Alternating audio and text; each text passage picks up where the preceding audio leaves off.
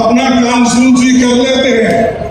ऐसा देश में करने के लिए ही কোচবিহারে আসন্ন বিধানসভা নির্বাচনকে ঘিরে রাজনৈতিক উত্তাপ ক্রমশ বাড়ছে। আর সেই আবহে কোচবিহারের হরিণচৌড়া খেলার মাঠে জাতীয় কংগ্রেসের উদ্যোগে আয়োজিত হলো এক বিশাল জনসভা। জনসভাকে কেন্দ্র করে সকাল থেকেই এলাকা জুড়ে দেখা যায় কর্মী সমর্থকদের ঢল। বিভিন্ন প্রান্ত থেকে মানুষ এই সভায় যোগ দিতে আসেন।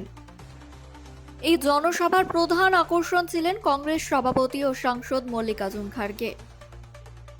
সভামঞ্চে উঠে তিনি কেন্দ্র ও রাজ্য সরকারের একাধিক ইস্যু নিয়ে তীব্র সমালোচনা করেন। পাশাপাশি দেশের বর্তমান রাজনৈতিক পরিস্থিতি, সাধারণ মানুষের সমস্যা, কৃষক, যুবক ও কর্মসংস্থানের বিষয়ে নিজের বক্তব্য তুলে ধরেন। মল্লিকার্জুন খাড়গে বলেন, গণতন্ত্র ও সংবিধান রক্ষার স্বার্থে আগামী নির্বাচনে কংগ্রেসকে সমর্থন করা জরুরি। তিনি দাবি করেন, মানুষের অধিকার ও উন্নয়নের রাজনীতি করতে কংগ্রেস সবসময় মানুষের পাশে রয়েছে এবং ভবিষ্যতেও থাকবে। সভাস্থলে কংগ্রেস কর্মী সমর্থকদের উচ্ছ্বাস ছিল চোখে পড়ার মতো। দলীয় পতাকা, ব্যানার ও স্লোগানে মুখরিত হয়ে ওঠে গোটা মাঠ চত্বর। নেতার বক্তব্য শুনতে বহু সাধারণ মানুষও সেখানে উপস্থিত হন। জনসভাকে কেন্দ্র করে নিরাপত্তার ব্যবস্থা ছিল নজরকাড়া। এদিকে জোরদার নিউজ 24-এর পক্ষ থেকে আমরা কথা বলার চেষ্টা করেছি সবাই উপস্থিত সাধারণ মানুষ ও কর্মীদের সঙ্গে। কেউ বলেন পরিবর্তনের আশায় এসেছেন, কেউ বলেছেন কংগ্রেসকে আবার শক্তিশালী দেখতে চান। আবার অনেকেই জানিয়েছেন তারা উন্নয়ন, কর্মসংস্থান ও শান্তিপূর্ণ রাজনীতির প্রত্যাশা করছেন। সব মিলিয়ে কোচবিহারের এই জনসভা যে আগামী নির্বাচনের আগে রাজনৈতিক সমীকরণের নতুন মাত্রা যোগ করলো তা বলাই যায়।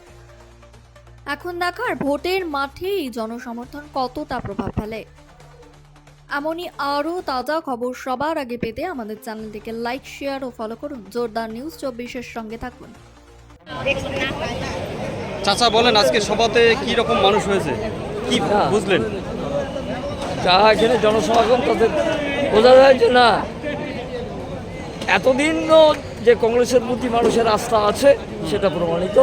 এবং কংগ্রেস, পশ্চিমবঙ্গের শাসক দল যে বলে যে কংগ্রেস সাইনবোর্ডে পরিণত হয়েছে, কিন্তু কংগ্রেস সাইনবোর্ড পরিণত না।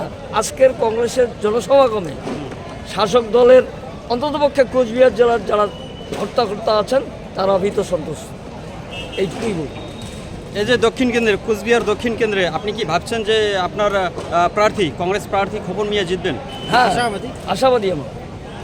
কতটা আশাবাদী? আমরা আশাবাদী 100% আশাবাদী। 100% আশাবাদী। আজকে কি রকম মানুষ হয়েছে? আজকে না, আজকে জনসমাগম তো খারাপ নয়, ভালোই তো, মোটামুটি ভালোই দেখা গেছে।